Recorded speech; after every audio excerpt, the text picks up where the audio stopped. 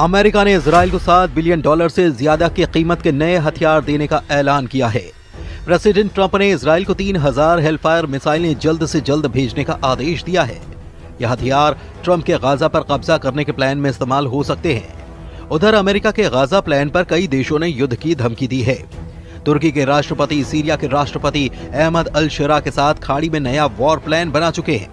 वहीं प्रधानमंत्री नेतन्याहू ने 23 लाख लोगों को गाजा से निकालने का रूट दुनिया को दिखाया है।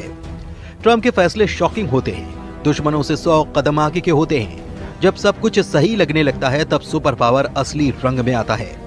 खाड़ी के शांत पड़े खंडहर और बियाबान को बारूद से पाटने का नया दौर शुरू हो चुका है।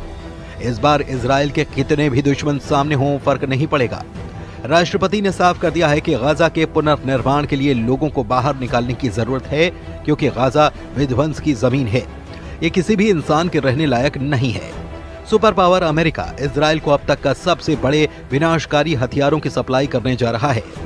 नेतन्याहू को ट्रंप की तरफ से $7.4 बिलियन कीमती विनाशकारी गोला बारूद की खेप मिलनी फाइनल हो चुकी है। इजराइल को अमेरिका $6.75 बिलियन की गोला बारूद से अजेय बनाने जा रहा है, जिसमें 166 छोटे बम, हजारों गाइडेड किट, 3000 हेलफायर मिसाइलें भी शामिल हैं। बताया गया है कि इजराइल को मिसाइलों की डिलीवरी जल्द से जल्द मिलेगी। गाजा युद्ध, लेबनान युद्ध, यमन फ्रंट और सीरिया में जब थोड़ी सी शांति आई है, तब अमेरिका इजराइल को इतने हथियारों से लैस क्यों करने जा रहा है? क्या ट्रंप के दिमाग में इजराइल के लिए कुछ विस्फोटक रणनीति तैयार है? आखिर इजराइल अब भी हमास के सफाई की जिद पर क्यों अड़ा है?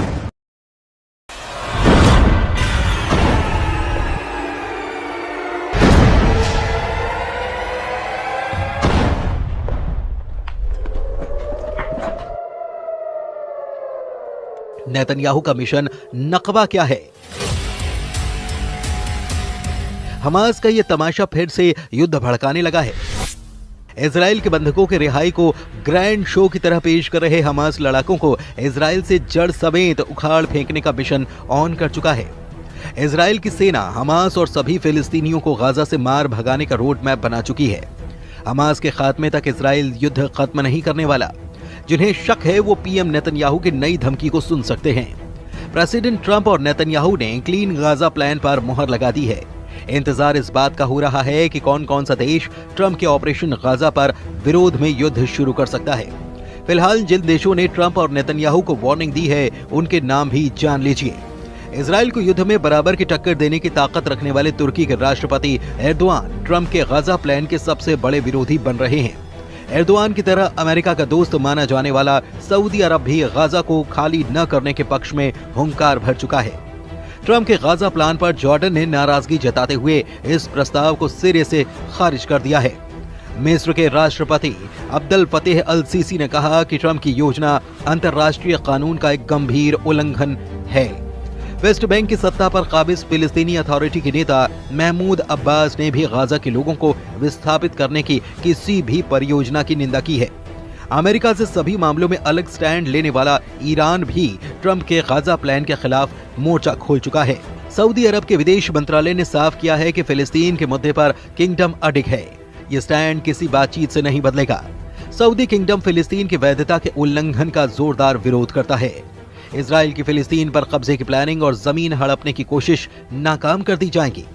जिधर सऊदी अरब है उधर अरब लीग के 22 देश रहते हैं। जिधर ईरान है उधर शिया बाहुल्य ज्यादातर मुस्लिम देश रहते हैं। खाड़ी मुल्कों ने नए ताकतवर लीडर के तौर पर उभरे कमांडर जुलानी उर्फ अहमद अल शरा तो साफ साफ अपनी मौजूदगी दर्ज करा रहे हैं। तुर्की के राष्ट्रपति से अहमद अल शरा की बातें और मुलाकातों का सिलसिला आगे बढ़ता ही चला जा रहा है। मतलब ये कि गाजा युद्ध की जिस चिंगारी को ट्रंप ने भड़काया है, वो अगर बारूदी बवंडर में तब्दील हुई तो इजराइल के खिलाफ कम से कम 52 देशों की सेना युद्ध में सामने हो जाएगी। ऐसे में सवाल है कि क्या भारी विरोध के बाद ट्रंप बैकफुट पर जा सकते हैं? क्या नेतन्याहू गाजा पर रुख पलट सकते हैं? फिलहाल तो इसके कोई आसार नहीं नजर आते। इजराइल ने ट्रंप की घोषणा के बाद गाजा की सफाई का ड्राफ्ट भी बना लिया है। इजराइल डिफेंस फोर्स ने गाजा खाली कराने का पूरा रूट नेतन्याहू को दिखा दिया है। इजराइल के एक अधिकारी के मुताबिक डोनाल्ड ट्रंप के प्रस्ताव के बाद एक एक्शन प्लान भी तैयार करने का आदेश दिया गया है।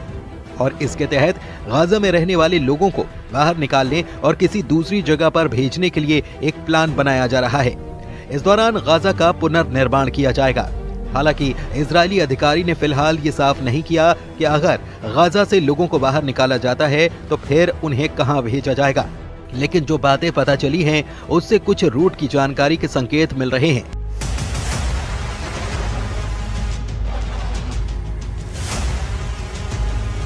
गाजा पट्टी और इजराइल के बीच 5 जमीनी क्रॉसिंग हैं। शुरुआती योजना के मुताबिक इन 5 पॉइंट से गाजा पट्टी के लोगों को बाहर निकाला जाएगा। इसके बाद लोगों को बस से करीब 250 किलोमीटर दूर रेमन एयरपोर्ट या फिर अशदोद बंदरगाह तक ले जाया जाएगा। यहां पहुंचने के बाद फिलिस्तीनी नागरिकों को आगे किसी देश में भेजा जाएगा, लेकिन वो देश कौन सा होगा फिलहाल इसका खुलासा नहीं किया गया है।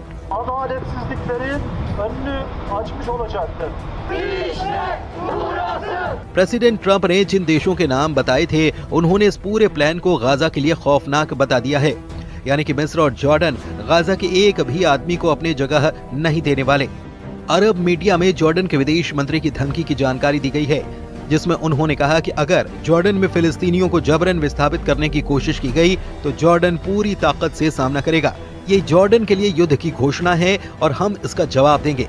मतलब जॉर्डन इजराइल से जंग के लिए तैयार है। उधर तुर्की में ट्रंप के गाजा प्लान पर युद्ध का माहौल बनाया जा रहा है। वहीं इस्तांबुल से आई इन तस्वीरों ने नेतन्याहू की टेंशन बढ़ा दी है, जहां बर्फबारी के बीच अमेरिका की दूतावास के बाहर ट्रंप का जमकर विरोध किया गया। एर्दोआन के कट्टर समर्थकों के हुजूम ने पुलिस बैरिकेड्स के सामने खड़े होकर फिलिस्तीनियों के समर्थन में नारेबाजी की। प्रदर्शनकारियों ने ट्रंप और नेतन्याहू के पोस्टर के साथ गाजा पट्टी के हक में आवाज बुलंद की। इससे पहले एर्दोआन और अहमद अल शरा की मीटिंग में भी ट्रंप के गाजा प्लान को लेकर चर्चा हो चुकी है। अल शरा से मीटिंग के बाद एर्दोआन ने अपनी खुशी का इजहार हर मसले पर एक दूसरे के साथ होने के ऐलान के साथ किया। यानी अगर ट्रंप और नेतन्याहू ने फुल प्रूफ तैयारी कर रखी है तो तुर्की और गाजा के हक में आवाज उठा रहे देश भी युद्ध से पीछे नहीं हटने वाले। ऐसे में गाजा का क्या होगा? 23 लाख लोगों का क्या होगा? क्या गाजा फिर से 1948 का नकबा झेलने जा रहा है? फिलहाल गाजा का हर आदमी अपने घर से बाहर है, अपने ही इलाके में शरणार्थी है। गाजा की 23 लाख की आबादी में से 90% लोग विस्थापित हैं। कौन किस हाल में रह रहा है ये तस्वीरें बखूबी बयां कर रही हैं। खान यूनिस के इलाके में हजारों लोग अस्थायी टेंट में रहने के लिए मजबूर हैं। तेज हवाएं और बारिश इन तंबुओं को उखाड़ती हैं, नुकसान पहुंचाती हैं, लेकिन लोग फिर जैसे तैसे मरम्मत करके उन्हीं में रहने के लिए मजबूर हैं। कई बार लोग रात भर नहीं सो पाते। युद्ध विराम के बाद भी बमबारी यहाँ बंद नहीं हुई। भूखमरी और मौसम की मार ने गाजा को मृत्यु लोक में तब्दील कर दिया है। फिर भी लोग अपनी जमीन से बेदखल होने के लिए तैयार नहीं हैं। 77 बरस पहले जैसी तबाही गाजा ने झेली, सब कुछ वैसा ही फिर से होने का खौफ यहाँ पर पसरा हुआ है। अमेरिका का गाजा में बढ़ता दखल कई खाड़ी मुल्कों की तबाही का सबब भी बन सकता है। इजराइल के लिए हर लिहाज से अब माहौल मन मुताबिक है। ट्रंप से व्हाइट हाउस में मीटिंग के बाद नेतन्याहू पूरी तरह कॉन्फिडेंस में लौट आए हैं। अमेरिका से लौटने के बाद नेतन्याहू ट्रंप के प्लान पर जल्द से जल्द अमल करना चाहते हैं। अब जब उन्हें 10 साल तक युद्ध लड़ने के हथियार मिल रहे हैं तो नेतन्याहू किसी के आगे आखिर झुके भी क्यों? लेकिन तुर्की इस पूरे समीकरण को बिगाड़ने का मादा रखता है। एर्दोआन आर्मी के पास दुनिया के सबसे घातक फाइटर ड्रोन हैं, रूस से मिले एयर डिफेंस सिस्टम हैं और तो और अमेरिका के दिए 100 एटम बम भी तुर्की के पास हैं। तुर्की के पास खाड़ी मुल्कों का नया जंगबाज कमांडर जुलानी भी है। तुर्की ने इजराइल के खिलाफ युद्ध शुरू किया तो फिर अमेरिका को भी खाड़ी में सेना उतारनी पड़ जाएगी और फिर ऐसा बारूदी घमासान होगा जिसका खात्मा परमाणु धमाके के बाद ही मुमकिन हो सकता है।